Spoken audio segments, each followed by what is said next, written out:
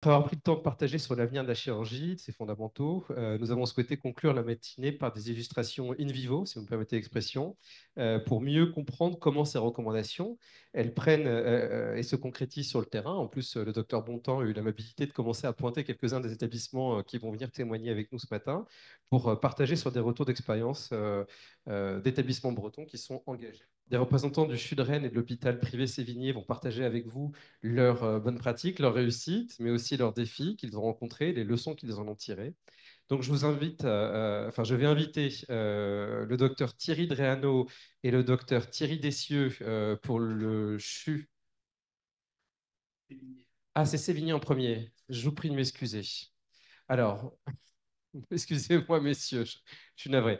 Alors, je vais inviter Monsieur Béchu, directeur de l'hôpital privé Sévigné, Madame Desil, cadre responsable de l'ambulatoire, et le docteur Tarek Fardoun à nous rejoindre sur scène pour démarrer cette discussion sur des retours d'expérience. Et, bon, je l'ai un peu teasé, ils seront rejoints dans quelques instants par des représentants du CHUDREN. Vous voulez que je... Non.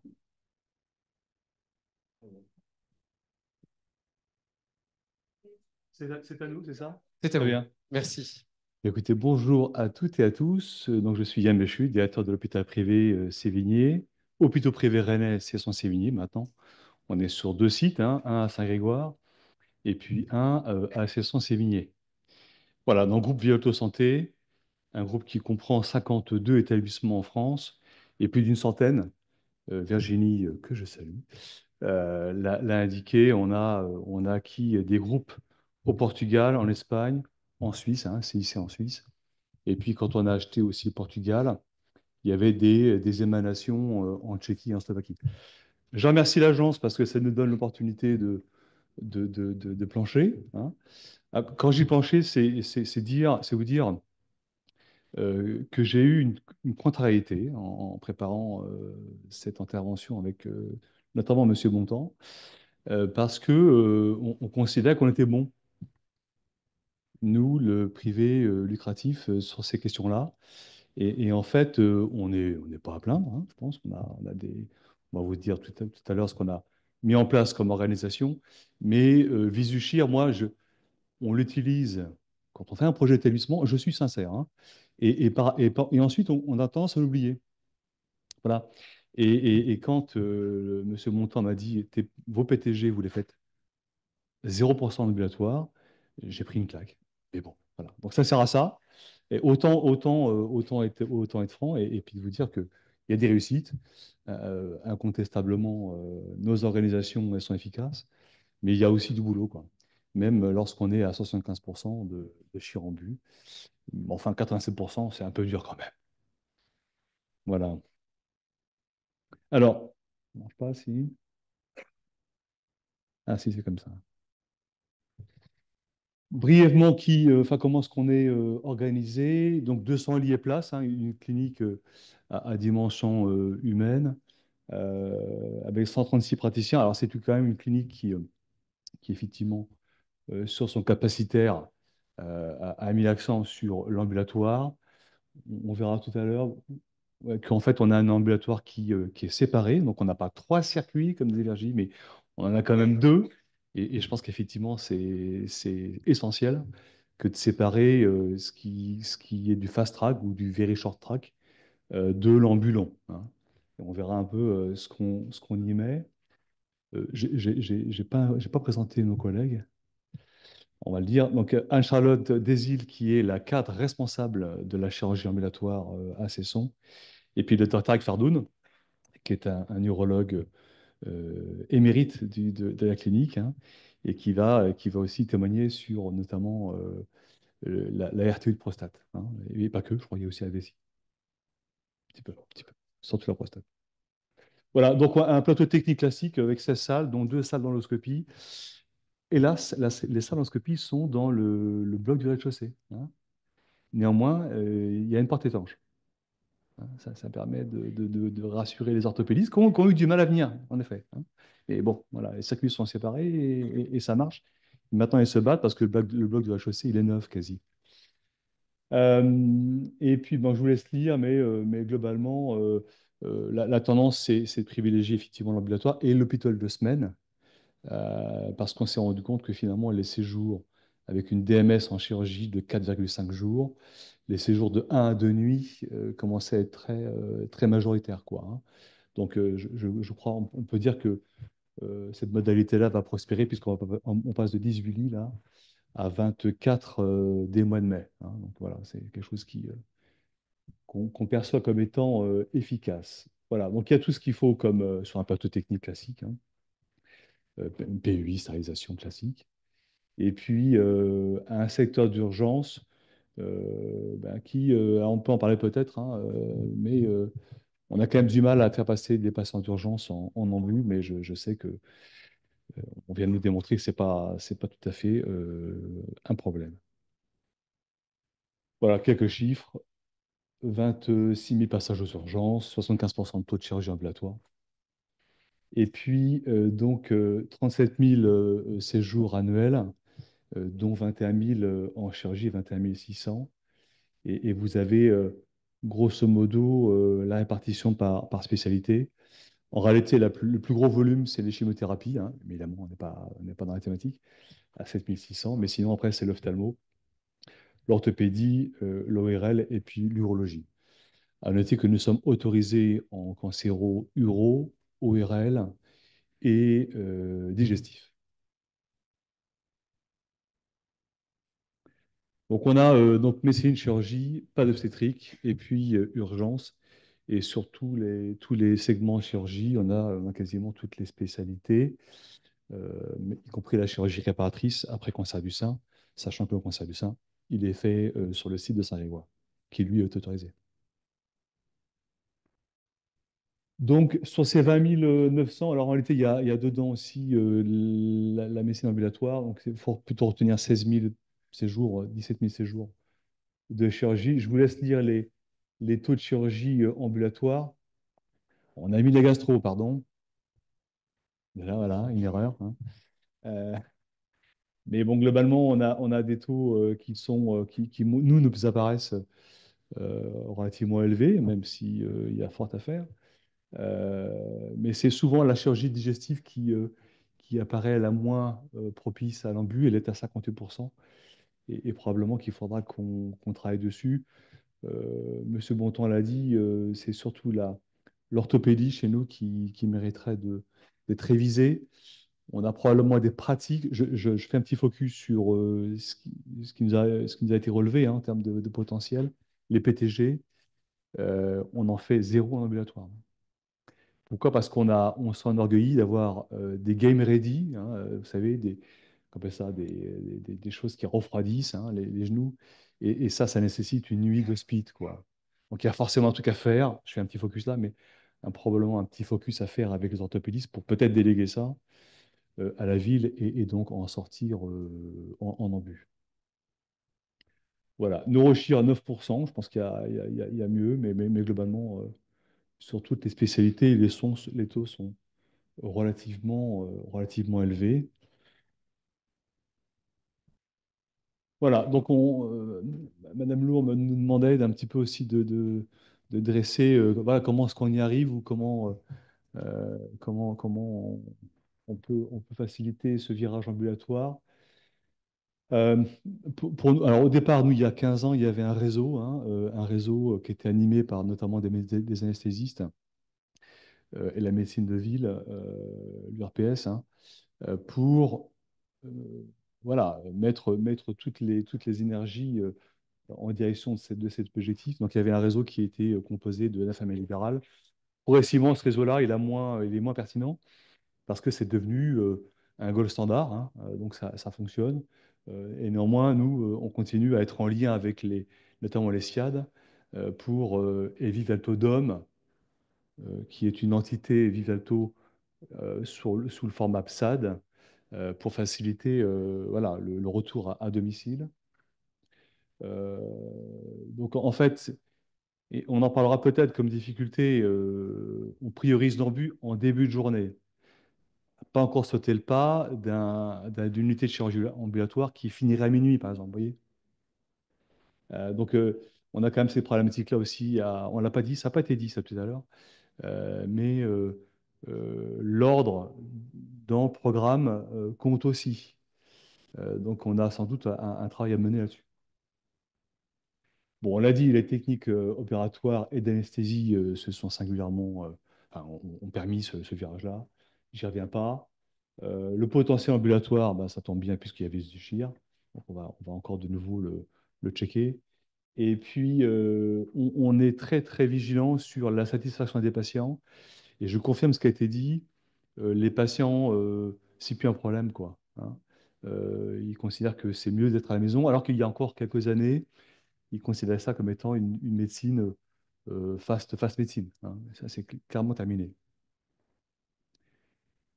Durant l'hospitalisation, alors ce qu'on n'a pas dit aussi en amont, c'est qu'on a un outil, nous, de préadmission en ligne qui permet de rassurer, qui permet enfin, d'indiquer les protocoles, les recommandations, à jeun, pas à jeun, etc. Et tout ça, et c'est long, Virginie peut en témoigner. Je ne veux pas casser la morale, mais ça prend 3 4 ans pour avoir un outil qui soit bien adapté et qui réponde. Et aujourd'hui, on est à 67% de taux de préadmission en ligne. Et ce n'est pas une question d'âge, hein. Les praticiens au départ disaient, bah, en ophtalmo, moi, ils sont vieux. Non, ils y arrivent très bien maintenant et c'est devenu maintenant quasiment classique, hein. Donc ça, c'est un outil puissant, hein, pour préparer la chirurgie, rassurer. Le SMS de la veille, on a encore peut-être des progrès à faire. On n'a pas Lola, nous encore, hein, mais j'y compte bien.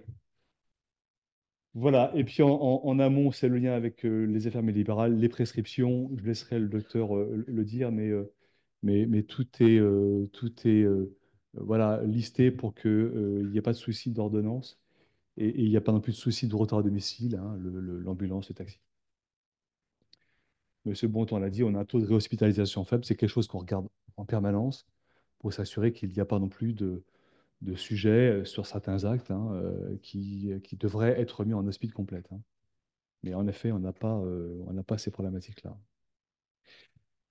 Avant de laisser la parole à Anne-Charlotte sur le fast track, 80% de taux de satisfaction sur la modalité ambulatoire. Donc ça se passe de commentaires. Il n'y a pas grand-chose à relever en matière de. Peut-être l'organisation de sortie qui est à 76% parce qu'on n'a pas hein, le fameux SMS ou le là. Et donc là, il faudra qu'on avance progressivement. Il y a une appli, il y a une appli, c'est mieux, mais bon. Voilà, puis on essaie de progresser sur tous les aspects, y compris la collation, hein, voilà. Donc ça, d'année en année, on a passé le cap des 80% et ça nous a quand même beaucoup surpris et ravis. Je te laisse la parole à in concreto sur le fast track à Anne-Charlotte. Merci pour votre attention, puis on sera évidemment disponible pour vos questions.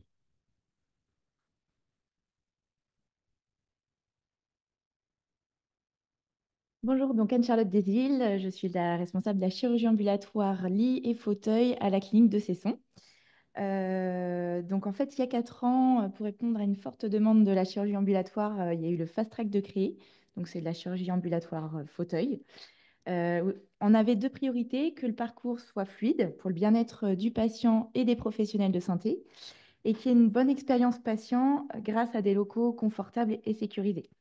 Donc, pour illustrer tout ce que je vais vous raconter, on a créé une vidéo l'année dernière qui représente le service du Fast Track.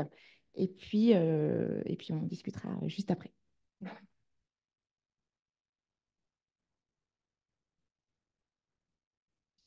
On m'a dit échappe. C'est ouvert sur Internet. Là, oui. Et dans les Fast Track. Super. Merci beaucoup.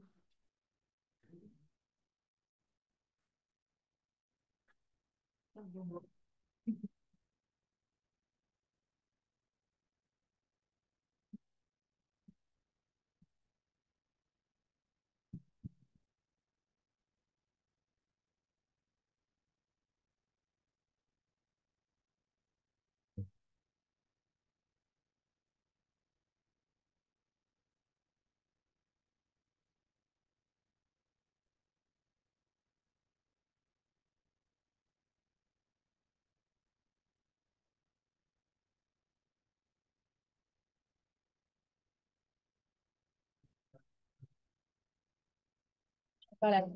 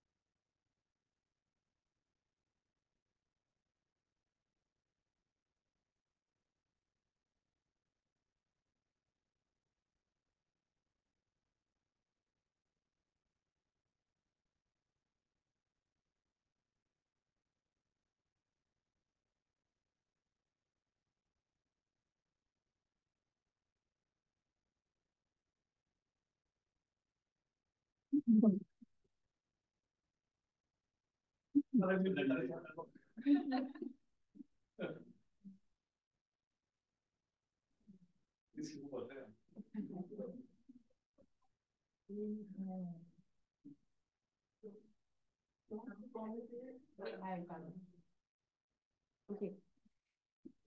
Voilà, donc concernant les chiffres, ça a été dit, hein, on a 20 000 patients en ambulatoire, on a eu 20 000 patients en ambulatoire en 2024. On a différentes spécialités, pas que de l'ophtalmo, on a aussi de l'orthopédie, l'urologie, de l'ORL.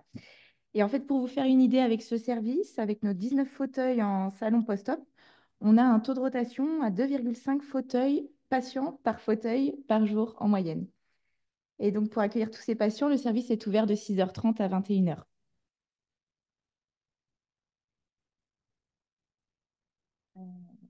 Voilà, la petite diapo pour illustrer tout ça.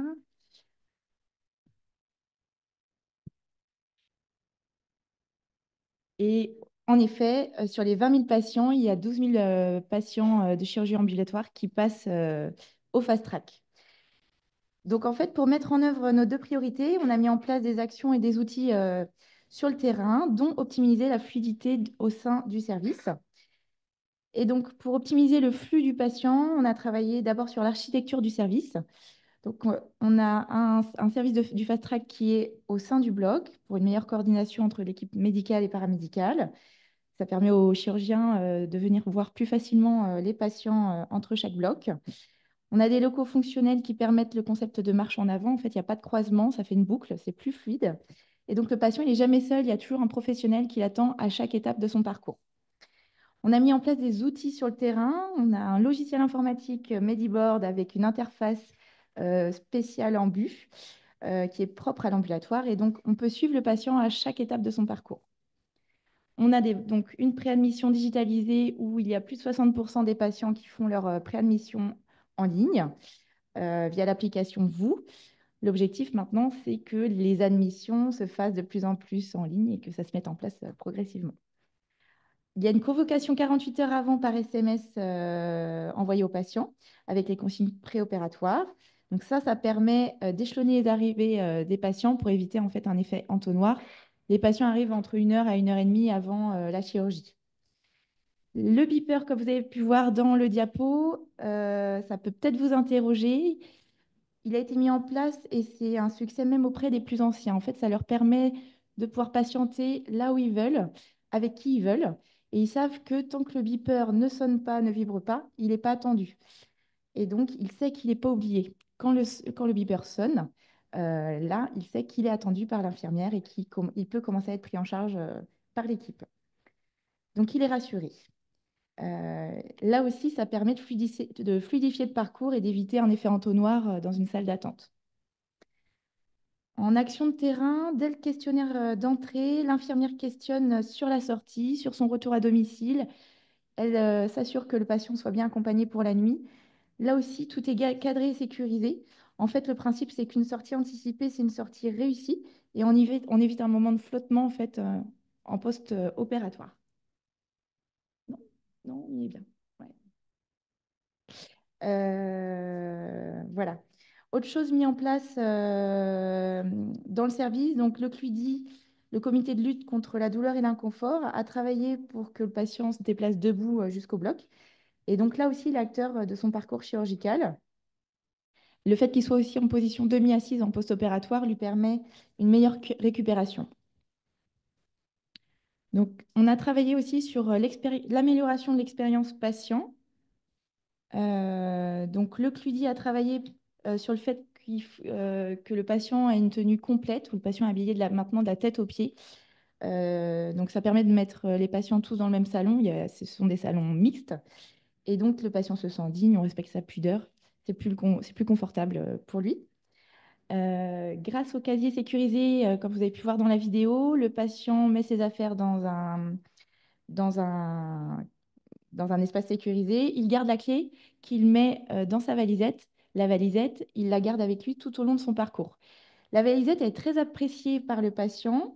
Elle permet de rassurer le patient parce qu'il peut y mettre ses affaires personnelles, comme ses appareils auditifs. Donc en SPAC, lorsqu'il est perfusé, qu'il a des informations de l'anesthésiste, ça lui permet de pouvoir écouter correctement les médecins. Ça lui permet d'avoir ses lunettes jusqu'à l'entrée du bloc opératoire. En fait, on veut qu'il ait ses oreilles et ses yeux jusqu'à l'entrée du bloc opératoire. Le fait qu'il ait accès à son téléphone grâce à la valisette, ça lui permet de pouvoir appeler sa famille en préopératoire pour les prévenir qu'il y a un petit peu de retard, voilà, ou en post-opératoire pour les prévenir, pour qu'il puisse lui-même prévenir en fait son chauffeur. Ça permet de le rendre autonome. Et là aussi, il est acteur dans sa prise en charge. Et côté professionnel de santé, ça permet aux professionnels, donc aux chirurgiens, aux anesthésistes, de pouvoir y transmettre des informations, des comptes rendus ou des ordonnances de sortie. Quand le chirurgien n'a pas le temps de sortir de son bloc et qu'il a déjà expliqué tout ce qu'il fallait au patient pendant le bloc opératoire, si ce n'est pas une anesthésie générale, là, ça permet une fluidité aussi dans sa prise en charge. Sur la vidéo, vous avez pu voir qu'on a mis en place un salon cocooning avec une lumière tamisée, une musique d'ambiance. Là aussi, on veut que le patient se sente comme à la maison. Voilà. Et puis, avant d'aller au bloc, le patient est accueilli en SPAC, c'est la salle de préparation à l'anesthésie et à la chirurgie. Il n'y en a pas dans tous les établissements. Mais là aussi, c'est un temps privilégié pour le patient et l'anesthésiste et son infirmière. Et là aussi, le patient a accès à sa valisette. Et en fait, là aussi, pendant la SPAC, le CLUDI a mis sa petite touche. Ils ont mis en place des lunettes virtuelles, des écrans avec des images apaisantes. On peut leur prêter des iPods avec des casques s'ils n'ont pas amené leur musique. Et là aussi, le but, c'est d'optimiser la relaxation du patient. Et en fait, ce qu'on remarque surtout dans le fast track, c'est qu'il y a peu d'attente. En moyenne, l'entrée et sortie du patient, le temps moyen du patient dans le service est de 3h08. Donc voilà. Et donc pour conclure, le fast track permet, donc c'est un parcours plus fluide avec un patient impliqué dans sa prise en charge à qui on assure une qualité et une sécurité de soins. Donc tous ces avantages, ce sont des avantages, toutes ces innovations, ce sont des avantages pour le patient, mais ce sont aussi des avantages pour les soignants. En fait, cette architecture et cet échelonnage de patients permet un parcours plus fluide, plus optimisé. Et donc, c'est un environnement moins stressant et plus serein pour les professionnels de santé. En fait, tout le monde s'y retrouve, les patients, les soignants, les établissements de santé. Voilà. Donc, c'était ce que je voulais vous présenter globalement pour le fast track. Si vous avez des questions, on pourra en reparler après.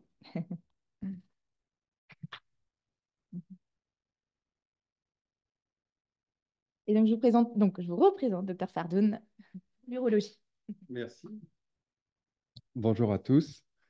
Donc, moi, on m'a demandé de parler de l'urologie. Un urologue, ça parle de prostate, de prostate et de prostate. Donc, je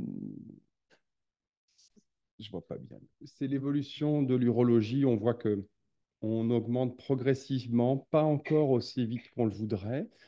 Il y a pour nous, donc techniciens, on n'est pas dans les flux, nous encore. On ne sait pas faire ça, on vous fait confiance. Mais il y a trois aspects. Il y a le médecin, le doc. On voit tout à l'heure que le professeur développe l'ambulatoire, fait ses endoprothèses aortiques en ambulatoire. On prend exemple sur ces gens, ces pionniers, et le progrès technologique, deuxième chose, va aussi nous aider à développer l'ambulatoire. Et puis, ben, la troisième partie, c'est le patient. Et nous, moi, j'ai plein de patients. Alors, ils sont un petit peu plus âgés peut-être en urologie, parce que pour illustrer le propos, la prostate, c'est patients qui ont des hypertrophies de prostate. Je parle hors cancer, évidemment. Euh, Ils ont peur. Ils ont encore peur de rentrer à la maison. Ils sont tout seuls. Mais non, comment je vais faire? On les rassure, mais on n'y arrive pas. Et Lola, moi, ce que je vais faire, je vais appeler ChatGPT, qui va appeler Lola et qui va ensuite me redire si je peux le faire ou pas. Ça va probablement pouvoir rassurer nos patients, mais aussi certainement quelques praticiens qui ont encore peur aussi de laisser partir le patient le soir même. Donc, il va falloir réussir à jouer sur ces trois euh, parties. La technologie, ça c'est obligatoire, c'est l'essentiel de la présentation, le patient et nous, chirurgiens. 63% en euros sur l'hôpital privé Sévigné, c'est à peu près cohérent avec en tout cas les chiffres du groupe de l'ensemble de nos cliniques. Je pense qu'on peut faire beaucoup plus que ça. Et on va y arriver. L'évolution de l'ambulatoire, donc la chirurgie prostatique hors cancer, c'est l'adénome de prostate. Donc c'est la résection transurétrale de prostate. Moi, quand j'ai commencé l'urologie il y a 15 ans quasiment, c'était simple, il y avait deux techniques. Soit on faisait un grattage, ou soit on faisait une adénomectomie par voie haute, chirurgie barbare. Pour les médecins qui sont dans cette salle, une semaine d'hospitalisation, 80% de transfusion, c'était lourd. Donc il a fallu développer d'autres techniques et le laser Green Light est arrivé et ça a vraiment révolutionné la chirurgie de prostate. C'est sans rentrer dans le détail technique, mais c'est une résection de prostate avec un laser, ce qui fait que ça ne saigne pas. Le patient sort donc le jour même en ambulatoire. Et si on regarde un petit peu les courbes, le nombre de séjours en résection monopolaire, c'est finalement ces résections que l'on faisait avant, donc pour la prostate. Aucun ne pouvait être en ambulatoire parce que ça saigne, qu'il faut mettre une sonde et laver, autrement c'est caillotage, j'y reviens en pleine nuit, taux de réhospitalisation, on ne veut pas ça. Et donc, bah, sur les années 2020, 21, 22, 23 et 24, euh, alors moi je ne vois pas les chiffres, mais en gros, il n'y a eu que 10 résections monopolaires de prostate contre plus de 200, 300 résections Greenlight. Donc, elles sont quasiment toutes faites en ambulatoire. Euh, on augmente progressivement notre chiffre parce que la technologie aussi s'améliore. Il n'y a pas que le green light. Maintenant, on peut mettre du chaud, on peut mettre du froid dans la prostate, on peut mettre des élastiques. Le fameux résume, qui est de la vapeur d'eau au niveau de la prostate, va nous faire encore plus augmenter le taux d'ambulatoire. Et les résumes sont même en fast track maintenant, ce qui est super pour les patients, parce que quand tu leur expliques qu'ils vont rester 3 heures dans la clinique, ils ont l'impression de quasiment pas avoir été opérés. Alors, ils sortent avec leur sonde et on la fait enlever à la maison sans aucun problème avec une infirmière et ça se passe très bien. Euh, sur le taux d'ambulatoire, donc évidemment pour la prostate, encore une fois, les patients sont peut-être un petit peu plus âgés que dans d'autres spécialités et à 70 ans, bah, ce n'est pas toujours facile. Alors certes, le score ASA n'est plus une réserve pour la sortie, certes l'éloignement géographique, mais on a quand même des patients qui sont parfois tout seuls à la maison et qui ont un peu peur. C'est peut-être sur ce plan-là qu'on peut s'améliorer.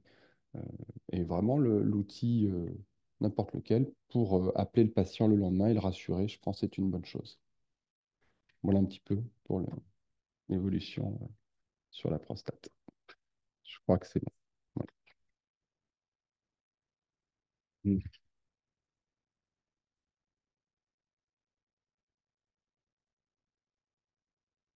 Alors, dans les 10 minutes qui nous restent, ce que je proposais, je remercie Cesson Sévigné d'avoir accepté. C'est-à-dire, en fait, ce qu'on a voulu, c'est faire quelque chose d'assez interactif. C'est-à-dire, on va screener, entre guillemets, la clinique d'Envisuchir et pour identifier, j'allais dire, les forces et les faiblesses en termes de comparaison.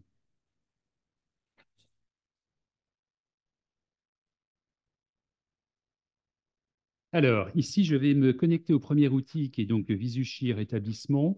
Donc, Visuchir établissement, je vais rechercher effectivement Sévigné.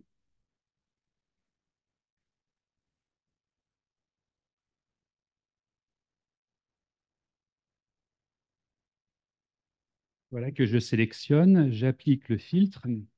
Et donc, l'ensemble des chiffres principaux apparaît sur l'écran d'accueil. Alors, là, on est sur des chiffres 2023. On n'est pas sur effectivement les chiffres 2024 qui ont été publiés. Le premier élément déjà à noter, c'est qu'effectivement, quand on regarde le case mix, je vous rappelle, c'est l'éventail des cas traités, c'est l'éventail des spécialités. Là, on a un établissement qui a un case mix large, qu'on appelle en classe C, c'est-à-dire que 5 spécialités couvre 80% du case mix de l'établissement. Donc, pour vous donner une idée, c'est un case mix large. Donc, ça veut dire qu'en termes de diversité d'activités chirurgicales, il est effectivement parmi les établissements qui ont le case mix le plus large. Il a un taux de chirurgie ambulatoire de 73,70%.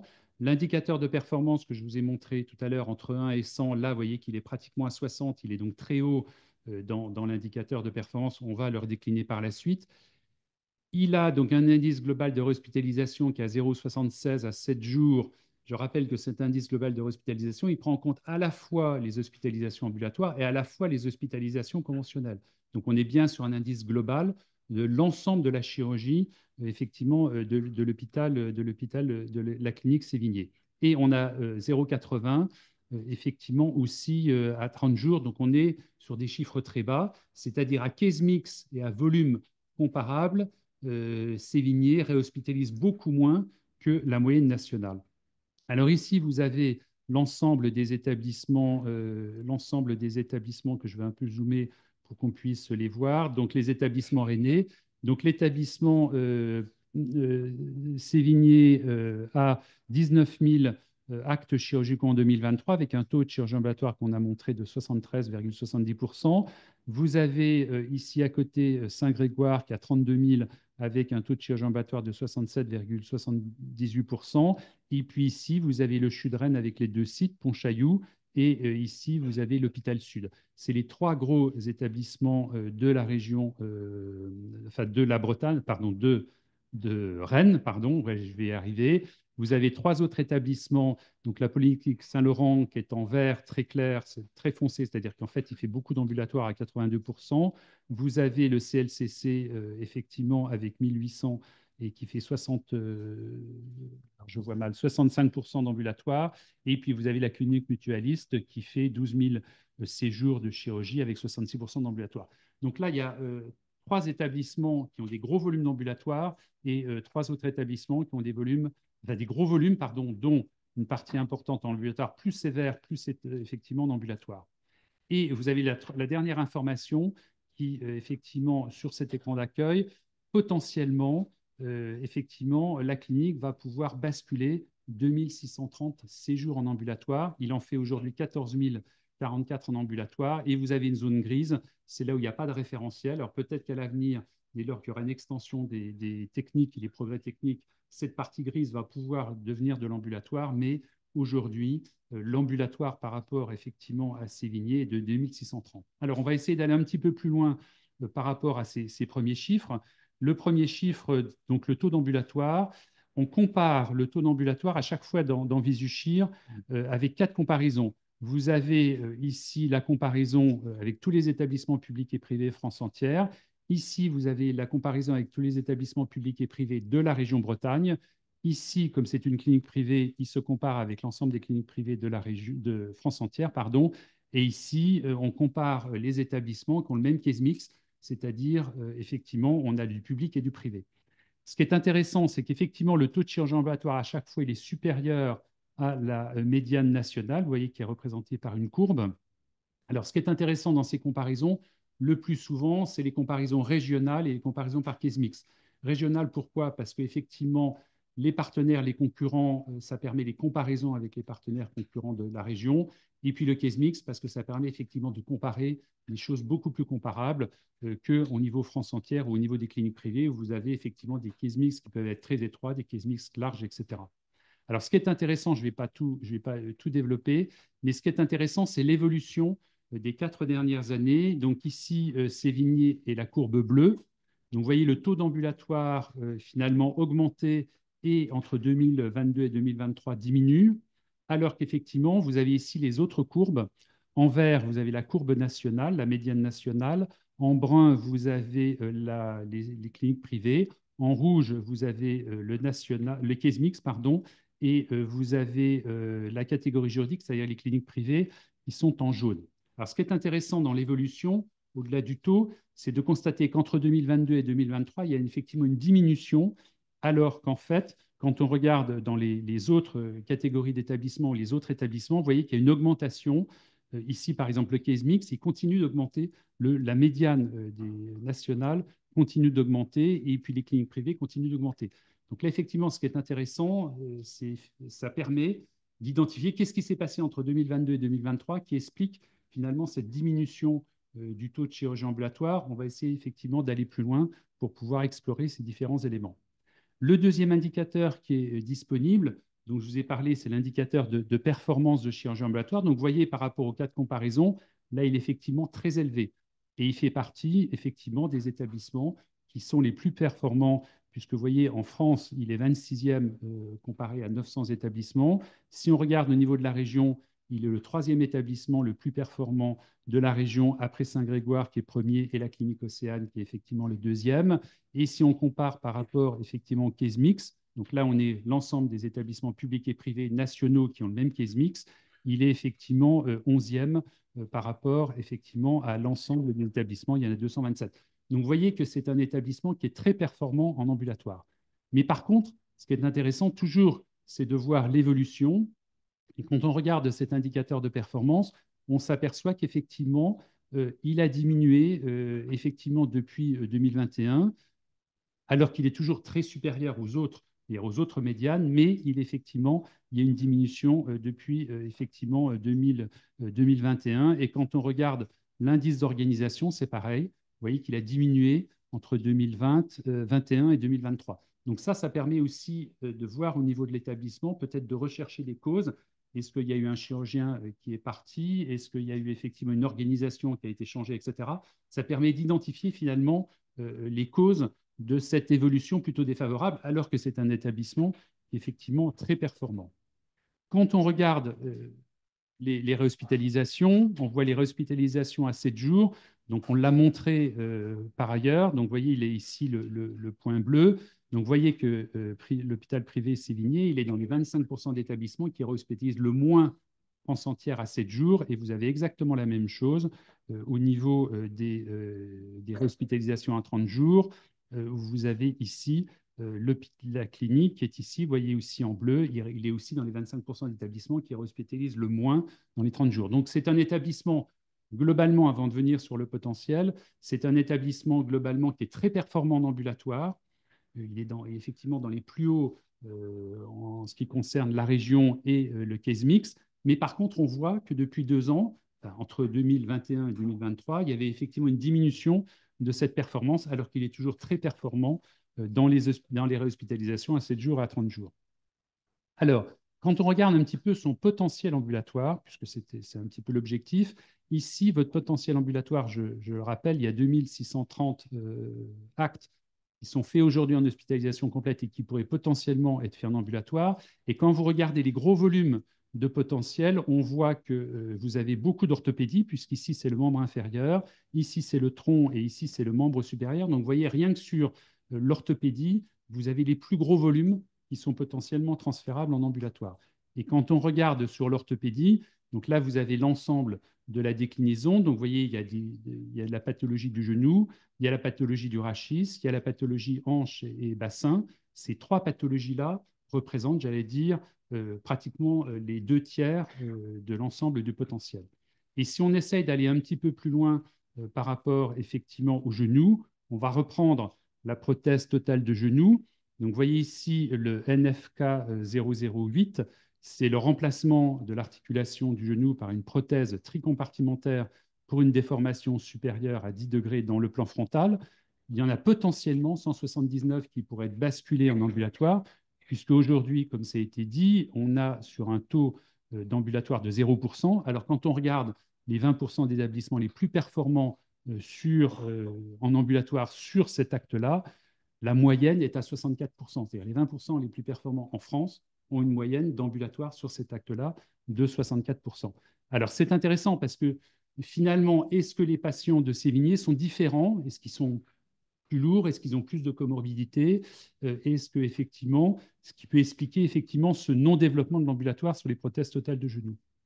Alors, vous avez aussi, ici, vous avez un onglet qui vous permet effectivement d'analyser les patients, les comorbidités des patients par rapport à ces différents éléments. Donc, je vais reprendre mon acte, c'est le NFKA 008 ici. Donc, alors, quand on regarde effectivement cet acte-là, on voit ici, c'est les durées de séjour.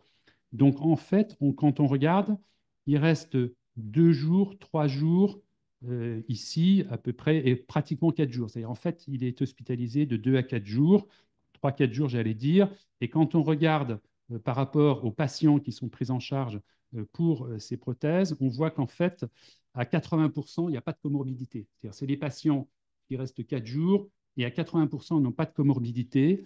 Et quand on regarde l'âge des patients, on s'aperçoit que les patients, il y a la moitié qui ont moins de 70 ans. Donc là, on a des patients qui n'ont pas de comorbidité, qui sont jeunes, donc potentiellement encore plus éligibles peut-être à la chirurgie ambulatoire, et qui restent 3 ou 4 jours.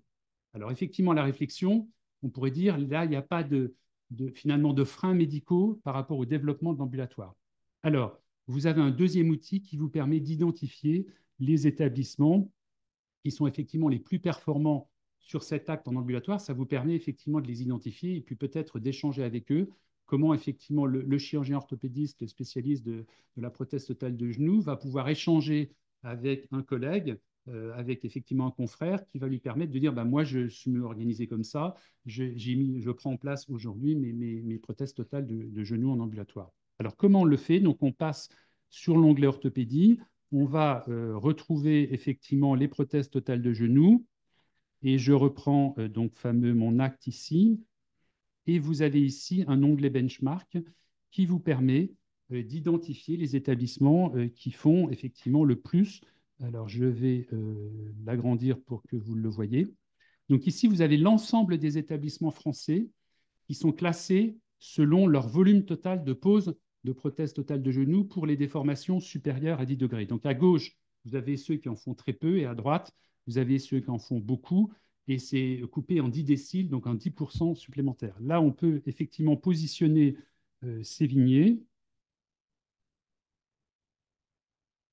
Et voilà, vous voyez que Sévigné fait partie des 10% d'établissements français qui posent le plus de prothèses totales de genoux sur cet acte-là. Et quand on regarde effectivement le volume ambulatoire, il se retrouve effectivement, c'est le trait rouge, il se retrouve dans les établissements qui ne font pas d'ambulatoire sur cet acte-là. Et on peut effectivement identifier à droite, en zoomant, les établissements qui en font. Donc, vous voyez par exemple ici la clinique ambulatoire de Daumont, on a posé 74. Ici, vous avez la polyclinique Jean Villard, on a posé 56 à un taux de 76%. Ici, vous avez la clinique du Terre, qu'on a posé 53, etc. Là, vous allez pouvoir identifier les établissements qui posent le plus de cet acte-là en ambulatoire, et ça va pouvoir effectivement échanger avec les différents établissements. Je m'arrête la présentation parce que sinon, on va un petit peu trop déborder par rapport à ces éléments, mais ça permet de vous montrer comment on peut utiliser cet outil. Alors peut-être que vous pouvez réagir sur l'utilisation de cet outil, comment vous allez pouvoir vous le rapproprier, parce que l'objectif, c'est bien de mettre à disposition des établissements des référentiels, des éléments pour qu'ils puissent effectivement s'interroger sur leur capacité de développer de l'ambulatoire. Peut-être en quelques mots. Oui. Déjà, je pense que la variation ou le ralentissement de l'évolution en faveur de la chirurgie ambulatoire, elle est vraiment liée au Covid, on en a parlé un instant là. Euh, Lors du Covid, on a passé des PTH en ambu. Et parce que on n'avait plus le droit d'hospitaliser, hein. Il fallait conserver les lits pour la cancéro et les urgences, hein. Et donc, vous voyez, l'innovation vient de la contrainte, quoi. La contrainte capacitaire nous a fait évoluer, quoi. Mais Vous êtes revenu à la palestra. ouais, ils ont repris les habitudes, quoi. Mais c'est excellent parce qu'effectivement, on va pouvoir aller voir la clinique du Terre. Pourquoi est-ce qu'elle arrive à faire ses PTG en ambu? Je pense que le poids des habitudes, notamment ces gouttières Game Ready qui fait elles sont de qualité. On surveille ça dans le service, hein. Je pense au contrôle d'Anne-Charlotte. On sait qu'ils seront bien là avec ce type d'équipement post-opératoire. Et donc, à nous de trouver des solutions pour qu'ils aient la même prestation ou le même à domicile, hein. Voilà. Et puis après, ben, oui, nous, dans nos rencontres de spécialités qu'on fait régulièrement, évidemment qu'on va reprendre cet outil pour convaincre. Et je dis ça d'autant plus que nous avons un problème capacitaire sérieux à Cesson, hein. En clair, on est souvent un peu étriqué, quoi. Voilà. Alors, la contrainte peut être un moteur au développement de l'ambulatoire, vous l'avez souligné avec le Covid, mais la contrainte capacitaire peut être aussi un élément moteur de l'ambulatoire. Oui. Merci beaucoup pour votre participation. Merci. Merci à eux. On va sans plus attendre inviter les représentants du CHU de Rennes pour la deuxième partie de notre retour d'expérience. Donc, le professeur Gauvry, docteur Dréano et docteur Dessieux qui vont se présenter naturellement une fois qu'ils vont commencer à prendre la parole. Et on va remettre en place le PowerPoint. Merci pour votre patience. On a 6 minutes de retard. On devrait pouvoir maîtriser ça dans de bonnes conditions. Et merci tout particulièrement à eux pour leur disponibilité parce que l'ordre du jour au CHU est chargé. Je crois qu'il y a un conseil de surveillance aujourd'hui qui obligera le professeur Gauvry à nous laisser dès 12h30. Merci. Ben, bonjour à tout le monde.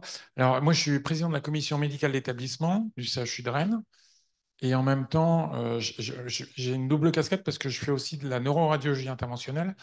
Et c'est vrai que je le passe au passage quand même, parce que souvent, on parle de chirurgie en oubliant largement toute la bascule de la chirurgie vers l'interventionnel. Pour vous dire, nous, par exemple, on vient d'ouvrir un centre chirurgical et interventionnel. Et un tiers, un peu moins d'un tiers des salles sont liées à l'interventionnel. Endoscopie, radiologie, cardiologie. Voilà. En tant que représentant de la communauté médicale, et en même temps, j'étais acteur du nouveau CHU, comment est-ce que moi je vois globalement l'activité ambulatoire en chirurgie et en interventionnel? En fait, un CHU, et on pourrait se dire, mais pourquoi est-ce qu'un CHU s'intéresse globalement à l'ambulatoire? Ben, on est à la fois un centre de recours, certes, mais aussi on est un hôpital public de proximité.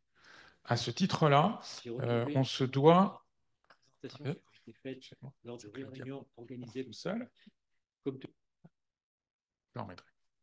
Et à ce titre-là, en fait, on doit aussi, et ce qu'on connaît de la chirurgie ambulatoire, offrir à tout le monde la possibilité d'avoir des actes de chirurgie et de radiologie interventionnelle en ambulatoire.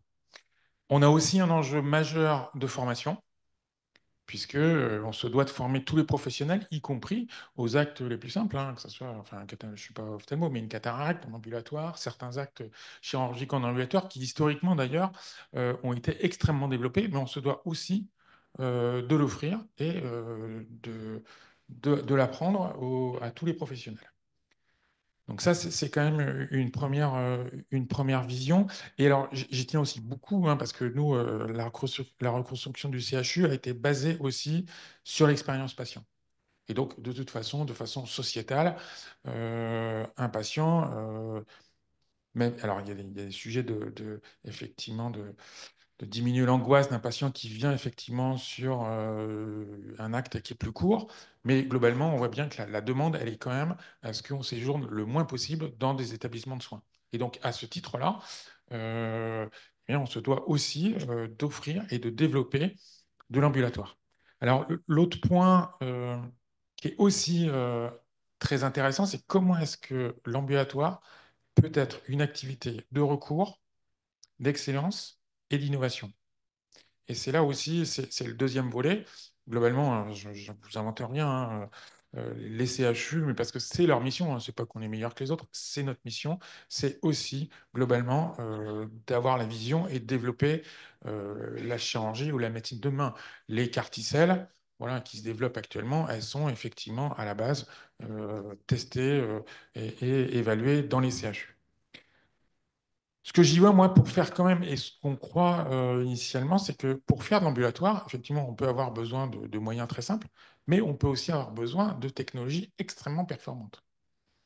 Un robot chirurgical, parce que en fait, il diminue en post-opératoire la douleur, parce qu'il diminue effectivement les hémorragies, peut être un excellent outil de chirurgie ambulatoire. Donc ça veut dire que derrière, si on a une conception de se dire, on fait un secteur ambulatoire avec des blocs, et de l'autre côté, un secteur de chirurgie de recours, on se trompe en fait. Et donc, vous le verrez, hein, c'est aussi notre définition de ce qu'on a fait dans un centre chirurgical interventionnel, puisqu'on a tout regroupé, y compris effectivement l'accès à l'ambulatoire et tous les blocs opératoires. C'est-à-dire que le patient, y compris ce que je voyais, hein, marcher, être le plus longtemps possible, il peut très bien bénéficier d'une chirurgie fast track, ultra court, mais aussi d'une chirurgie de recours avec des robots. Et moi, je vais vous dire mon activité. Je fais de la neuroradiologie interventionnelle. J'ai besoin d'un équipement de radiologie qui coûte à peu près 1,5 million. Voilà. Eh bien, grâce à cet équipement-là, je peux faire de l'ambulatoire. Je fais aussi de l'urgence de recours et de la programmation de recours. Mais si, à un moment donné, on avait extrait mon activité dans un autre secteur, je n'aurais jamais pu faire cette activité ambulatoire, si bien que ces patients-là, avant, ils étaient hospitalisés la veille, ils restaient. Alors, il y avait l'histoire du point de ponction, mais on a géré ça de façon assez simple, puisque maintenant, on fait toutes les ponctions sous échographie. On a des systèmes de fermeture. Voilà, c'est un petit coup en plus, mais voilà. Et en même temps, il bénéficie d'un équipement qui permet aussi, parce qu'on a deux plans, pour dire on voit pas de profil, mais ça diminue aussi l'irradiation. Et derrière, ce que j'y vois aussi, moi, c'est une vraie innovation organisationnelle. Parce que en s'appuyant sur l'ambulatoire, donc arriver le matin même, en fait, nous, on a un objectif clairement, c'est de développer le J0. C'est-à-dire que derrière, voilà, prendre l'habitude que, sauf certaines chirurgies qui nécessitent qu'on voit le patient la veille, encore ça, c'est quand même des habitudes, enfin, je vous en passe, hein. Mais en fait, le patient arrive, même porte d'entrée, là aussi, on a entendu les patients qui disaient, mais attends, on arrive, alors il y a une entrée ambulatoire, après, nous, on avait des blocs partout, quoi. Mais maintenant, quelle que soit la chirurgie, quelle que soit l'interventionnelle, ces portes B, ils arrivent. Et le patient qui va rester plusieurs jours, il a le même circuit que l'ambulatoire. Il va se déshabiller et avec un système dont on espère que ça va marcher, mais il n'y a pas de raison puisque ça se fait ailleurs. Eh bien, à la sortie de son bloc opératoire, en rentrant dans sa chambre, il retrouvera ses affaires qu'il a déposées le matin. Donc, vous voyez, à partir de ce qu'on a développé de plus simple d'un fast track, eh bien, on en est quand même sur des parcours qui sont complexes. Je ne sais pas, mais en tout cas, très, très pertinents. Alors, je vais vous lancer un petit diaporama de Claude Coffet qui excuse de ne pas être là. Alors, on a voulu mettre, écouter ce qu'il disait parce que c'est un des promoteurs en France, hein, clairement, de la chirurgie et de l'interventionnel en ambulatoire. Voilà. Alors, on remet. Alors, il a fait. Voilà. Donc, ouais. J'ai retrouvé également une diapositive d'une présentation qui avait été faite lors de réunions organisées par l'ARS Bretagne sur la chirurgie ambulatoire. On voyait en mars 2009. Et ce travail avait été présenté par l'ARS, qui était un tableau force, faiblesse, opportunité et menaces. Et on voit que le CHU de Rennes, en haut et à gauche, était considéré en 2009 comme un espoir pour la chirurgie ambulatoire, à cette époque-là, on voit très bien qu'en vert pâle, tous les établissements publics étaient potentiellement des établissements qui pouvaient augmenter leur taux de chirurgie ambulatoire, contrairement en haut à droite aux établissements privés qui avaient déjà pris une part significative de l'activité de chirurgie ambulatoire. Comme tout le monde, on a travaillé sur les gestes marqueurs de chirurgie ambulatoire. Et sur ces gestes marqueurs, on avait bien sûr un suivi précis, discipline par discipline, avec les chirurgiens concernés pour pouvoir augmenter la part ambulatoire. En complément du suivi des actes marqueurs, on a travaillé dans un deuxième temps sur un suivi discipline par discipline du taux de chirurgie ambulatoire en haut et à gauche. On a également en bas et à gauche le suivi du taux et des objectifs de chirurgie ambulatoire. Et sur la partie droite de la diapositive, en haut, c'est le taux de rotation sur une place ambulatoire. Vous voyez qu'à cette époque-là, il était relativement faible. En tout cas, il était de 1, voire moins. Et puis en bas et à droite, c'était, je pense, le plus important dans notre suivi. On suivait les patients en 0 jour hospitalisés dans une unité de chirurgie conventionnelle, donc les ambulatoires forains en rouge, et également en orange et en vert, les patients hospitalisés 1 jour ou 2 jours. Et on a surtout travaillé sur ces patients-là pour voir comment faire pour les faire basculer en ambulatoire. Ce qui a abouti sur ce bilan d'activité de la chirurgie ambulatoire en 2014, qui a été présenté par l'ARS Bretagne lors d'une journée régionale qui avait eu lieu en 2015. Et vous voyez que sur ce diagramme est représentée la part des séjours de 1 ou 2 jours réalisés en hôpital conventionnel. On voit que paradoxalement, en vert, les établissements privés avaient pris plutôt du retard, et on voit tout à fait à droite l'histogramme noir, qui est le CHU de Rennes, où on avait pris finalement de l'avance, et on avait, par notre suivi régulier des patients hospitalisés 1 jour et 2 jours, on avait augmenté le basculement en ambulatoire. Ceci a abouti finalement à un taux de chirurgie ambulatoire standardisé, c'est-à-dire tenant compte du case mix du CHU. Vous voyez, ça, c'est un tableau qui revient du rapport d'activité du CHU en 2019. Lorsqu'on se compare aux autres CHU et aux gros CHR, vous voyez qu'à cette époque-là, on avait un taux de chirurgie ambulatoire de 42% pour une moyenne nationale des établissements similaires de 38,5%. Nous avons pu modéliser l'évolution de la chirurgie ambulatoire en tenant compte de l'évolution de 2016 à 2019 pour une évolution 2020-2023. Vous voyez que malheureusement, le taux prévu d'augmentation de 2 à 3% n'a pas été suivi, puisqu'on est arrivé en 2024 à un taux de 44%, ce qui faisait 11 800 patients, adultes et enfants, opérés en chirurgie ambulatoire. Vous avez sur cette diapositive l'évolution de la performance de chirurgie ambulatoire extraite de Visushir. On voit en vert tout en haut le taux national de performance de chirurgie ambulatoire. En rouge, c'est le taux régional. En orangé, c'est le taux d'établissement au case mix identique au CHU de Rennes. Et en bleu, malheureusement, le taux de performance de chirurgie ambulatoire au CHU de Rennes qui, effectivement, a baissé de manière très significative. Alors, les freins. Voilà. Donc non, mais c'est intéressant parce qu'il a repris plein de diapos, je trouvais, effectivement, qui étaient sur des réunions avec l'ARS, à quel point, enfin, comme quoi vous êtes très impliqué dans cette activité-là, on n'en doutait pas, mais voilà, preuve par l'image. C'est quand même extrêmement intéressant de voir d'où on part, effectivement, et d'où on arrive. Donc, c'est Thierry Dessieux, je pense, qui va prendre la place. Bonjour, Thierry Dessieux, je suis anesthésiste réanimateur au CHU de Rennes. Je travaille principalement en orthopédie. Et donc, merci de m'avoir invité pour parler d'ambulatoire. Donc, les freins, donc, on a vu tout ce que Claude Décoffet nous a décrit sur le passé. Et effectivement, au CHU, on a un certain nombre de freins. Il y en a certains qui sont cités ici, d'autres que je vais peut-être développer un tout petit peu aussi. Donc, principalement, on ne va pas enfoncer de porte ouverte. Il y a des choses, des recommandations qu'on a vues, notamment ce que disait M. Bontemps sur la bonne pratique de l'ambulatoire. Et il y a des choses, effectivement, on n'était pas tout à fait dans les clous. Donc, on avait donc eu un service d'ambulatoire qui a été créé, donc qui a été mis à part du circuit habituel de chirurgie conventionnelle, avec un circuit dédié de patients, avec des choses qui avaient été faites, vraiment étudiées pour développer cette activité. Mais malheureusement, ça restait quand même quelque chose qui était cadré sur la chirurgie conventionnelle, avec un service avec un bloc opératoire, avec un circuit patient, avec des allers-retours, et pas de marche en avant. Parfois également, comme disait Monsieur Bontemps, un mélange avec les patients qui étaient hospitalisés à J0. C'est tentant de dire, bah, c'est un petit peu la même chose. Donc les J0, on va les inclure aussi. On va utiliser les lits ambulatoires. Donc ça, je pense, désorganiser un petit peu parfois certaines prises en charge. Et puis aussi assez peu finalement de rotation sur les lits. En général, il y avait, ça s'est vu dans les derniers temps, mais assez peu de... Voilà, le lit était utilisé que pour un patient, ce qui est quand même vraiment dommage dans ce type d'activité. Par rapport à l'utilisation de l'hôtel hospitalier qui a été construit juste à côté, enfin, quasiment dans l'ensemble de l'hôpital, finalement, il y a une sous-utilisation de cet hôtel hospitalier.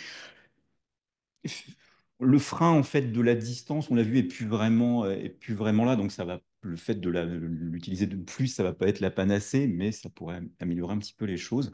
Mais c'est vrai qu'on a des patients souvent qui viennent de très très loin et qui, bon an mal an, arrivent à se débrouiller pour arriver à l'heure à l'hôpital. On va passer rapidement sur le Covid. Je pense que tous les établissements en ont fait les frais et tout le développement des activités, donc notamment ambulatoires. On l'a vu avec la clinique de Sévigné, ça a été aussi un des freins. Et j'aurais voulu rajouter quand même deux petites choses sur cette dia-là, sur sur les missions du CHU. C'est la mission de formation.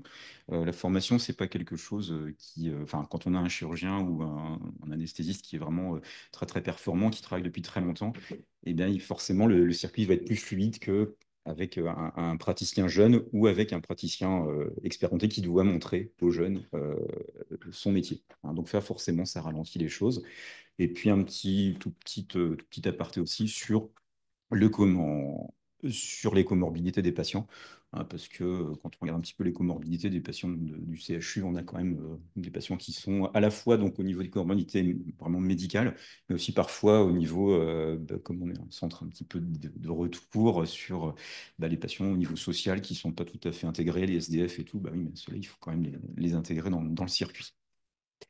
Donc pour ce faire, donc effectivement, depuis la semaine dernière, enfin depuis cette semaine, depuis lundi dernier, eh bien, on a eu la chance d'avoir un nouvel outil qui, on espère, va nous aider à beaucoup développer cette activité ambulatoire, donc qui a pris en compte les recommandations avec, vous voyez, donc ça c'est le plan du rez-de-chaussée avec un circuit de marche en avant où on a une porte, enfin une entrée, l'entrée du patient qui va suivre un circuit qui va être orienté vers une salle d'attente. Alors, on n'a pas pu encore faire de vidéo comme la clinique de Cesson, une très très belle vidéo. Mais donc voilà, donc il va être orienté vers une salle d'attente et puis avec trois circuits, un circuit donc d'ambulatoire entre guillemets conventionnel à la journée, un circuit d'ambulatoire court pour la demi-journée et un circuit d'ambulatoire ultra court pour les gestes nécessitant juste quelques heures d'hospitalisation.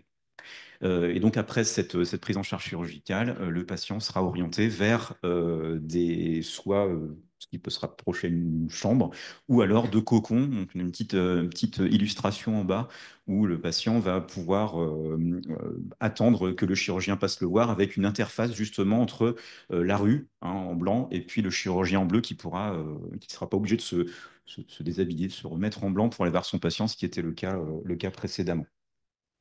Donc, avec tout ça, on a 60 places d'ambulatoire. On espère donc 130% de rotation sur les lits, donc peut-être plus, mais pour l'instant 30% au moins en plus des 100%. Et avec donc les contraintes liées au congé, on espère avoir 19 000 places d'ambulatoire par an, avec donc les activités que l'on connaît un petit peu classiques, et donc comme M. Gauvry le disait tout à l'heure, avec des nouvelles perspectives sur l'interventionnel, tant au niveau radiologique que de la cardiologie. Donc, si on reprend un petit peu les perspectives, donc avec les chiffres Visushare, avec cette nouvelle organisation, on pourrait espérer donc un transfert de patients par rapport aux patients qu'on a déjà sur les 18 000 patients ambulatoires, et on pourrait transférer avec cette nouvelle organisation et en prenant aussi compte des patients qui pourraient être éligibles à l'ambulatoire, d'avoir un temps d'ambulatoire sur Pontchaillou qui passe de 33 à 56% et sur l'hôpital Sud un petit peu de 54 à 75. Mais tout cela va passer par vraiment une politique volontariste de passer le pas et de développer cette activité-là au sein du CHU et grâce à ce nouvel outil. Voilà. Je vous remercie.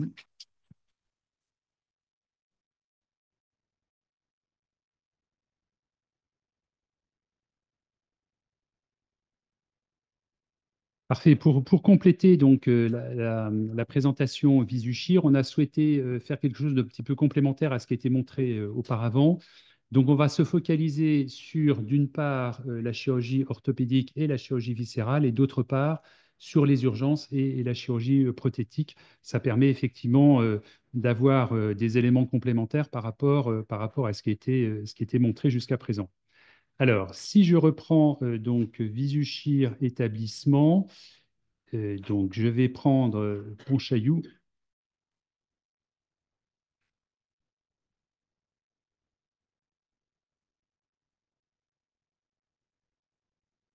Voilà, donc je suis sur le site de Pontchaillou, j'applique.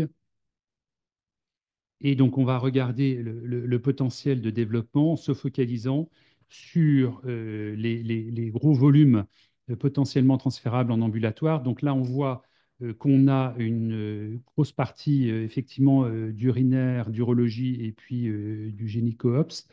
Et on a une grosse partie d'orthopédie, puisque vous voyez que l'orthopédie du membre inf, l'orthopédie du membre sup, et ici, il y a effectivement l'orthopédie, la neurochir, et vous avez une grosse partie aussi sur la chirurgie digestive. Alors, si je recommence par l'orthopédie, on va se focaliser sur deux éléments. Donc, l'idée, c'est de se focaliser sur les urgences. Donc, on va regarder la chirurgie de la main, et vous voyez qu'en chirurgie de la main, aujourd'hui, au niveau de Pontchaillou, enfin aujourd'hui en 2023, pardon, il y avait 59% de la chirurgie de la main en urgence qui était faite en ambulatoire. Et vous voyez que potentiellement, on pourrait basculer 225 actes supplémentaires pour arriver finalement à un taux de chirurgie ambulatoire de 88%. Donc ça, il y a un potentiel sur la chirurgie d'urgence main.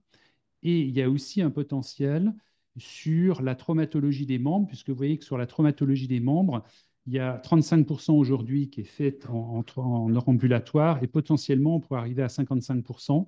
Donc ça veut dire qu'il y a 154 actes qui sont potentiellement transférables sur effectivement la traumatologie des membres. Donc vous voyez que avec la main de 225 d'urgence main qui peuvent être potentiellement transférables en ambulatoire et 154, on arrive à 380 actes qui sont aujourd'hui faits en urgence, en hospitalisation complète et qui pourraient effectivement, dans le cadre de la nouvelle organisation qui va être mise en place avec effectivement l'ouverture du CCI, qui pourrait être prise en charge en chirurgie ambulatoire. Donc peut-être un commentaire par rapport à cette traumatologie de l'orthopédie. Alors, en ce qui concerne la chirurgie de la main, en fait, il faut bien voir, il faudra toujours tenir compte en fait du fait qu'on est CHU et qu'on est centre formateur. Donc, faut toujours, c'est quand même un élément qu'il faut à chaque fois, dans chaque réflexion, prendre en compte parce que c'est un élément important. Un jeune chirurgien aura plus de complications cicatricielles, plus d'hématomes, donc plus de retard à la sortie. Et ça, même quand nous, on aide les jeunes, c'est jamais pareil. Hein. Dans les suites ne sont jamais pareilles que quand c'est nous qui opérons nous-mêmes. Ça, c'est un élément important. Quand on regarde la chirurgie de la main, bah, la traumato, je ne vais pas y répondre, c'est trop compliqué parce qu'il faudrait voir quel traumato que j'ai eu le temps un peu d'étudier. Mais sur la main, que je connais bien parce que je suis responsable du SOS Main du CHU de Rennes, en fait, déjà, on n'a pas la même patientèle. On n'a pas la même patientèle, on a une patientèle qui est compliquée, on a des problèmes sociaux, on a des toxicomanes, on a des SDF à prendre en charge, et c'est très très difficile de les remettre à la rue après une intervention. Ça, c'est quand même un élément important. On a autrement, on avait des problèmes aussi de flux de patients, comme l'a très bien dit Thierry tout à l'heure. Il faut bien comprendre qu'avant, l'unité, l'UAK, elle était au 9e étage, et le bloc des urgences était au rez-de-chaussée, et même pas dans le même bâtiment. Donc ça crée des problèmes de flux importants. Et ça aussi, on avait aussi des problèmes capacitaires, parce que l'unité de Pontchaillou était calibrée à 30 patients. On avait du mal à faire des rotations à cause de tous ces problèmes de flux. Et comme on a eu mal à faire des rotations, ben en fait, on arrivait en surcapacité de cette unité. On a même eu des problèmes avec nos soignantes dans ces unités, parce qu'on était à flux tendu trop important, parce qu'on arrivait jusqu'à 45 patients, ce qui fait qu'à un moment donné, on a même été obligé de réduire la voilure. Donc, voilà. Donc, il y avait plein de problèmes qui font que ben, les urgencements, on ne pouvait pas tous les passer en ambulatoire. Alors, on pense franchement que la réponse à tous ces soucis va être réglée par notre nouveau CCI. On a commencé lundi. À partir de la semaine prochaine, on va avoir une salle dédiée urgence, ouverte tous les jours, dans l'unité ambulatoire elle-même. Il faut bien comprendre qu'au CHU, on a raisonné en termes de flux comme tout le monde, et on a notre unité d'ambulatoire avec une unité intra-bloc de 12 cocons, avec dans cette même unité intra-bloc qui est en bleu, 6 salles d'intervention dédiées à l'ambulatoire, donc à un flux rapide. Et dans ces 6 salles dédiées, il y en a une qui est réservée à la traumatologie, et notamment de la main, parce qu'elle est très pourvoyeuse d'urgences. Et donc, on va passer ces urgences en programmé ambulatoire à partir de la semaine prochaine. Et ça va résoudre tous nos problèmes parce qu'avant, bien comprendre, on est CHU, on a aussi des très gros patients, on a des greffes de foie en urgence, plein de choses, beaucoup de traumatologie très très lourde, parce qu'on est recours. Et en fait, nos patients simples, entre guillemets, passaient après tout le monde.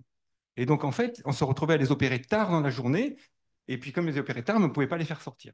Donc ça, je pense que là, avec ce bloc qu'on attend avec impatience, ben, ce problème-là sera réglé. Parfait. Donc, on voit qu'on a du potentiel en urgence, alors qu'initialement, ce n'était pas dans le champ de la chirurgie ambulatoire. Je rappelle qu'on était initialement dans la définition de la chirurgie programmée, mais qu'on voit bien que du fait des flux importants, on peut organiser un circuit spécifique pour les urgences, que ça ne désorganise pas le programmé. C'est surtout ça qui est effectivement extrêmement important. Le deuxième focus qu'on voulait vous faire, c'est sur la chirurgie prothétique donc de l'orthopédie, donc chirurgie de la main. Donc, vous voyez par exemple les prothèses unicompartimentaires, on pourrait potentiellement en transférer 73 en ambulatoire, et puis les prothèses totales de genoux, on pourrait potentiellement en transférer, alors je vois mal, 68. Voilà. Donc, vous voyez que sur ces deux éléments, il y a un potentiel. Alors, quand on regarde, comme je l'avais fait tout à l'heure, finalement sur les comorbidités des patients. Les PUC au CHU de Rennes à Pontchaillou restaient 3 ou 4 jours, ils n'ont pas de comorbidité et 60% en moins de 70 ans. Donc on voit que par rapport effectivement aux problèmes médicaux purs, finalement, potentiellement, ils seraient éligibles. Les PTG ont une durée moyenne de séjour plus longue, 5 à 6 jours, pas ou très peu de comorbidité et 60% en moins de 70 ans. Donc là, on voit bien qu'on a finalement toutes les conditions du point de vue des patients. Je parle du point de vue des patients.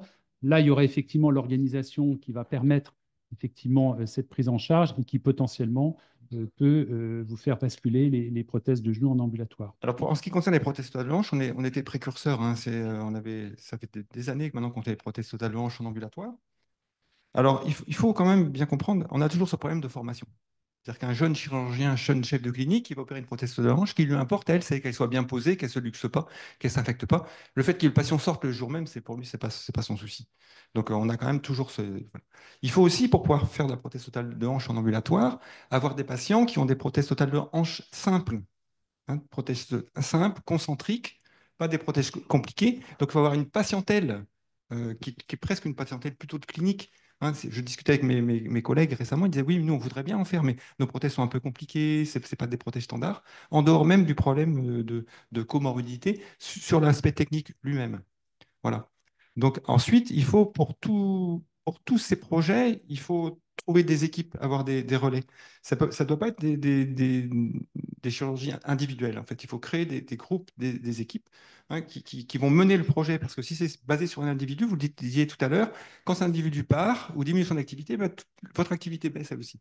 Donc il faut trouver des équipes relais qui vont prendre en charge une technique qui a été innovante et amenée par une personne. Et enfin, pour finir, il faut aussi des équipes d'anesthésie qui soient performantes,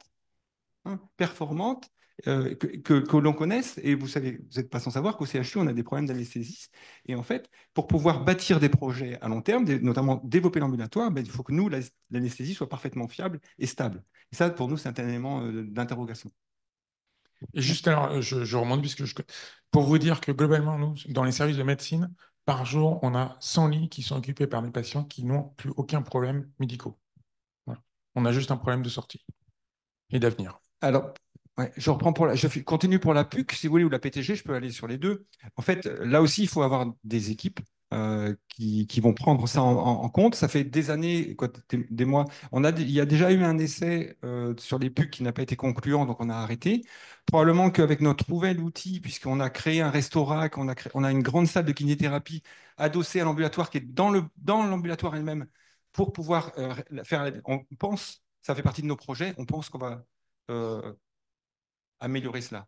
Mais là aussi, c'est en cours de réflexion. On a essayé, mais on a été probablement un montant ralenti par notre capacitaire, qui fait qu'on a refusé des patients en ambulatoire. Et quand vous refusez des patients en ambulatoire, ça c'est dramatique, puisqu'après, les correspondants disent, s'ils ne veulent pas de mes patients, ils les remettent en traditionnel. Les chirurgiens, c'est naturel. Oui.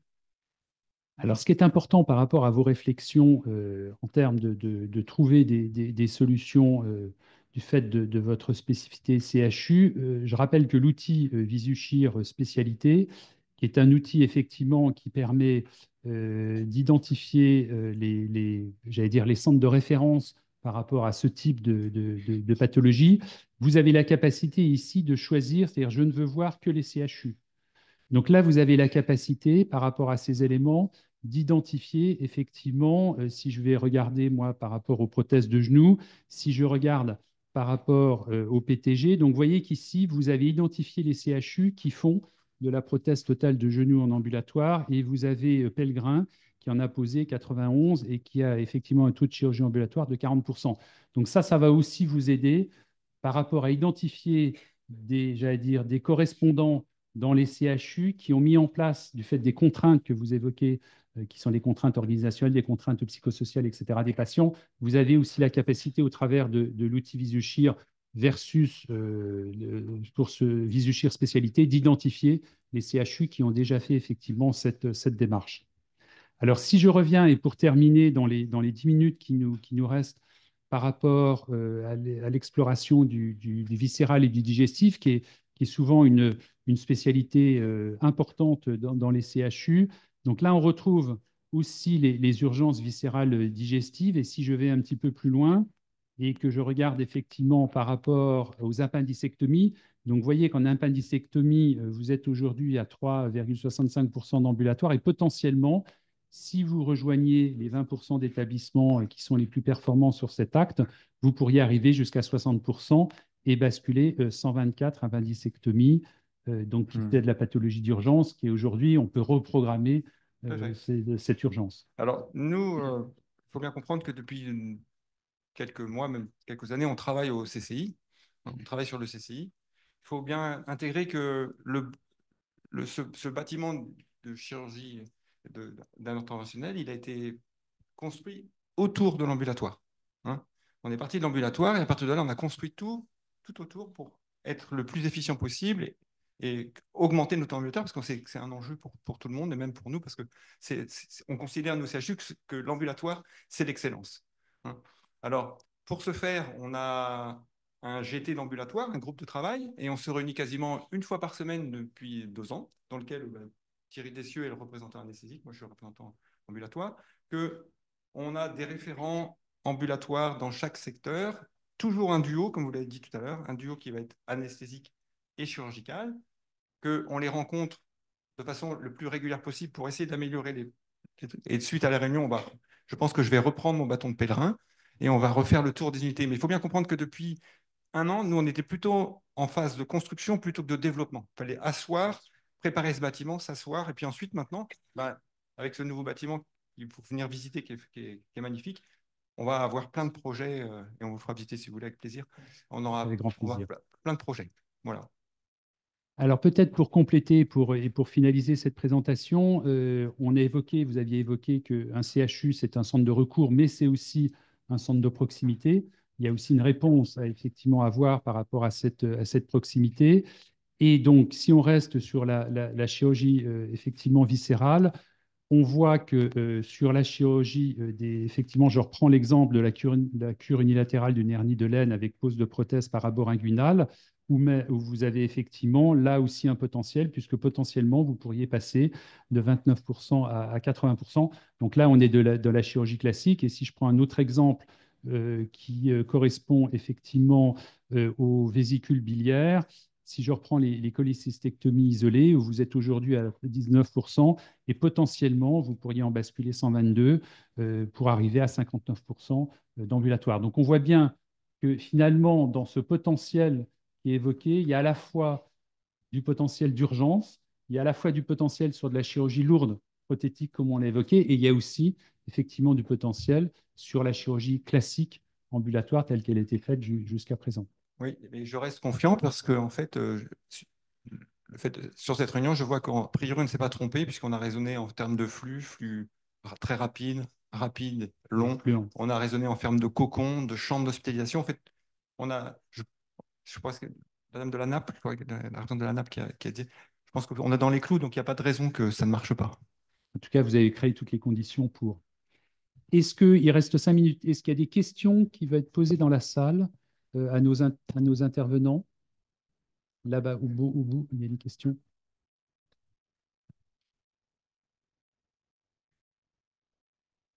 Merci. Karel Feuty, je suis chirurgien thoracique au CH de Saint-Brieuc, territoire 7, centre de support. Je voudrais rapidement faire un éclairage justement sur un scope qui est souvent un peu décalé. C'est le scope des centres qui ne font pas de recours, qui sont des centres de support de territoire, qui ont une charge de non programmée aussi importante, une charge de support de territoire avec trop de plateaux techniques sur les territoires et donc des enjeux d'équipe insuffisantes. Bon, ça, c'est des sujets ARS qu'on a de façon récurrente.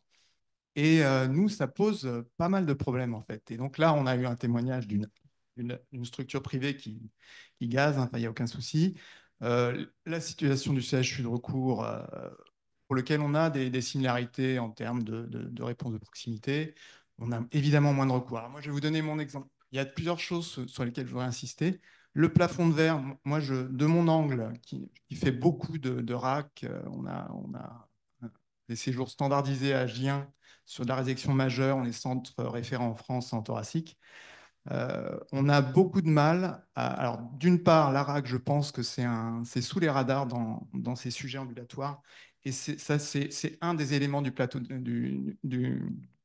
de verre, dans la mesure où, quand on parle à nos praticiens du potentiel ambulatoire d'une PTG ou d'une PTH, ils se bloquent tout de suite quand on leur donne les 20%, parce qu'ils ne sont même pas encore, en tout cas pour notre service ortho, sur une RAC bien structurée avec de la préparation, de l'HDJ-RAC. Vous voyez, on a une plateforme numérique qui a été soutenue par l'ARS qui est en train d'être mise en place, mais qu'on est en train de mettre en place uniquement sur certaines spécialités. On a du mal à entraîner les spécialités. Autre élément du plafond de verre, c'est que l'ambulatoire est déstructurant pour les structures d'hospitalisation, et il y a des freins au changement, c'est-à-dire qu'il y a une inadéquation entre le contenu et le contenant des services. Et donc ça, je parle en termes de performance à NAP. On a vraiment des freins, des questions d'identité des services dans nos structures. Et par ailleurs, on a vraiment cette charge de non programmé qui nuit, qui vient impacter, qui vient se mélanger avec les flux programmés, que ce soit les flux programmés conventionnels et les flux programmés ambulatoires. Et tout ça, ça crée des difficultés d'organisation. Donc, je pense qu'il faut aussi, dans ces réunions, qu'on ait, c'est pas une critique, hein, c'est une remarque d'ordre général, qu'on ait un focus sur les différentes situations, sinon on n'apporte pas des réponses au terrain. Et donc, vraiment, l'élément RAC, à mon avis, il est déterminant parce que c'est l'ambulatoire de la pathologie lourde. Et là, sur ce point-là, je ne suis pas d'accord avec vous. Il faut forcément passer par de la RAC avant, et je suis très bien placé pour le savoir en thoracique. Et donc voilà, je voudrais avoir votre avis. Donc, au-delà de ces constatations, votre avis ANA, votre avis AFCA. Et j'étais d'ailleurs très intéressé par la vision COP des parcours, une vision parcours de l'ASFAR qui montre qu'il faut aller au-delà du clivage ambulatoire RAC. Et je voudrais avoir votre avis sur les possibilités d'accompagner au changement ces structures intermédiaires qui ont à la fois des questions de territoire, des questions de structure interne et des questions de charges non programmées importantes, pour lesquelles on espère d'ailleurs que les revalorisations des astreintes et des gardes va aider à attirer des praticiens de qualité dans ces structures-là qui fassent à la fois du non programmé et du programmé. Merci pour vos réponses. Écoutez, merci beaucoup pour vos retours d'expérience. Je vais peut-être commencer la réponse et puis peut-être les autres intervenants pourront compléter ma réponse. Les freins de l'ambulatoire, on les connaît, c'est des freins organisationnels et c'est des freins culturels. C'est décrit depuis effectivement de très nombreuses années. Alors les freins organisationnels, comme vous les avez évoqués, hein, il y a eu j'allais dire, un impératif majeur, c'est la séparation des flux. Et dès lors que vous avez effectivement des flux importants d'urgence qui vont contaminer effectivement votre chirurgie ambulatoire, il y a une nécessité impérieuse de les séparer.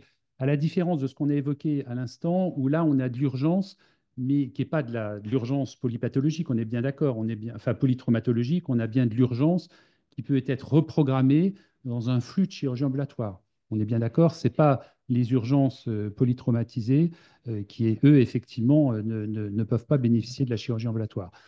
Donc, de toute façon, ces freins, on les connaît. Par rapport à votre réflexion sur les plateaux de verre, vous avez beaucoup d'établissements qui ont les mêmes freins. Et effectivement, Visuchir, par rapport à vos spécificités d'établissements, comme vous l'avez évoqué, vous avez la capacité d'identifier les établissements qui ont les mêmes problématiques que vous, puisque vous avez toutes des comparaisons possibles. Vous pouvez sélectionner les établissements qui ont les mêmes problématiques que vous et regarder effectivement s'ils ont réussi à lever ces problématiques sur la chirurgie ambulatoire. L'objet de Visuchir, c'est justement la pleine transparence, de vous montrer effectivement, vous avez l'ensemble des établissements et ça va peut-être permettre de lever les freins que vous avez constatés et que vous évoquez, qui sont des freins, j'allais dire, dans un certain nombre d'établissements dont la réflexion est plus même sur la survie, entre guillemets, chirurgicale, si je peux me permettre l'expression, que effectivement la chirurgie ambulatoire en tant que telle. Donc vraiment, l'outil Visuchir, il vous permet d'identifier, vous pouvez vous pouvez faire votre propre benchmark, vous pouvez choisir vos établissements que vous connaissez, qui ont les mêmes problématiques, et savoir finalement comment eux, ils ont peut-être réussi par rapport à vos problématiques d'urgence, par rapport à vos problématiques effectivement d'isolement, par rapport à peut-être des problématiques aussi d'anesthésie. Vous avez peut-être des problèmes de manque d'anesthésistes ou des chirurgiens qui sont partis, qui ne sont pas renouvelés, etc. Je pense que ces outils vous permettent d'identifier ces éléments. Et pour compléter la réponse, en tous les cas, les éléments sur la vision par rapport à la RAC, en fait, ce n'est pas Chirambu versus RAC. Vraiment, ce qu'on encourage, nous, à la NAP, c'est de mener une réflexion sur les parcours chirurgicaux. Ce n'est pas de la chirurgie ambulatoire à tout prix, mais c'est de se poser cette question, finalement, de chaque journée. C'était dans les deux éléments introductifs. Qu'est-ce qu'elle apporte? Qu'est-ce qu'elle a comme valeur pour mon patient? Et donc, de pouvoir réinterroger ces parcours chirurgicaux, et bien sûr, en travaillant dès l'amont, la réhabilitation améliorée, etc. Et comme ça me permet aussi une bonne introduction sur les futurs travaux, en tous les cas, qu'on est en train de mener au niveau de la NAP pour accompagner et amener les établissements à trouver finalement ou à identifier le bon parcours pour le bon patient. Mais je vous rejoins, oui, effectivement, avant, en tous les cas, la mise en place d'une chirurgie ambulatoire passe par une réflexion sur le meilleur parcours et donc comment amener ce meilleur parcours et comment anticiper aussi la réhabilitation, etc. Donc, c'est vraiment un travail, une réflexion globale sur le parcours chirurgical du patient. Peut-être pour compléter, la RAC, il faut bien comprendre, c'est les bonnes pratiques professionnelles. Donc, je veux dire, elles s'imposent. C'est comme le progrès, le jour où effectivement le genou, on est passé, on a découvert la célioscopie, on a fait il y a eu des changements technologiques et tout le monde effectivement a appris les nouvelles techniques et les nouvelles pratiques. Donc pour moi, il ne faut pas opposer chirurgie ambulatoire et RAC. La RAC, c'est les bonnes pratiques. Elle s'applique partout, que ce soit en ambulatoire, en hospitalisation complète. Simplement, la différence, l'ambulatoire, c'est une organisation optimisée. Et c'est ça la différence. Et il faut pouvoir travailler effectivement sur l'ensemble des tableaux. Juste un complément sur la partie RAC et sur... je me permets de mettre un peu un pavé dans la mare. Moi, j'ai travaillé à l'AP-HP. Je travaille pour le groupe Vivalto. Et actuellement, en tant que consultante, j'accompagne des CH. Je pense qu'on n'est pas nombreux à avoir ces parcours dans différentes structures. Il y a des différences réelles entre ces structures. Il y a effectivement beaucoup de médecine, beaucoup d'hospitalisation complète au CHU, ce qui fait que dès qu'il faut aller vite, qu'il faut faire des organisations, c'est quand même dur. Et les patients ne sont pas si différents. Mais la façon dont on a pensé les CHU, c'est quand même d'abord pour la grande urgence.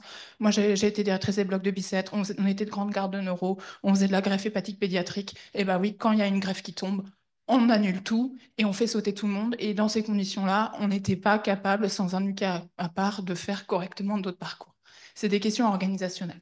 Mais on a les moyens, on a des fonctions support on a du monde. Parce que ce qu'on a essayé de dire, c'est que la chirurgie ambulatoire, c'est une chirurgie qui a besoin d'organisation, qui a besoin d'outils, qui est difficile en fait à mettre en place. Les cliniques privées, moi de ce que j'en ai vu, c'est plutôt un maillage territorial. L'idée que ce serait la clinique du 7e arrondissement de Paris qui fait que des patients riches est faux. Les 99% des cliniques privées en France, c'est l'hôpital de mon papa, qui habite à Pornic, de ma tante, qui habite à Vire en Normandie, parce qu'eux, ils ne vont pas au CHU.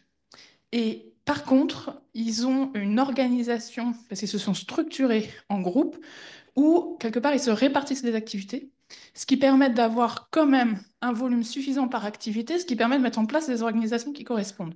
Et donc, c'est des services d'ambu dédiés, avec des volumes qui permettent d'avoir les moyens et les outils qui vont bien.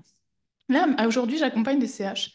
Il y a un sujet sur les CH. Les CH ont un maillage territorial très important, mais ils font de tout. Ils ne se sont pas répartis les activités. Là, j'accompagne un CH dans le Nord. Ils ont 4 salles de bloc. Ils font 8 spécialités. Et du coup, ils n'ont que des prêts en DMI. Ils n'en peuvent plus.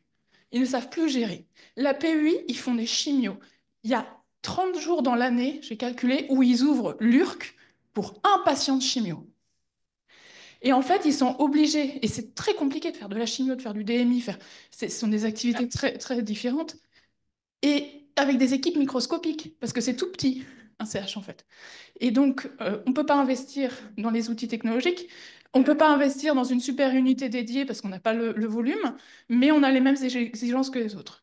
Et je pense qu'il y a un sujet de rapprochement territorial des activités pour pouvoir avoir des fonctions support qui accompagnent ces équipes-là, parce que dans les CH, il n'y en a pas assez. Et c'est normal, la taille du CH ne le permet pas. Et en fait, ça ne se fait pas tout seul. Je prêche pour ma paroisse tout le temps, il y a besoin d'ingénierie pour faire des flux correctement. Mais vous ne pouvez pas avoir un ingénieur dans tous les CH parce que la taille ne le permet pas. Et il y a un vrai sujet, je pense, territorial et d'organisation, parce que moi j'accompagne Hasbro qui font les mêmes activités qu'à Armentières. C'est à 20 minutes. Et ça, c'est un sujet, je pense. Voilà, pour pouvoir le permettre. Écoutez, merci à tous, merci aux intervenants d'avoir participé brillamment.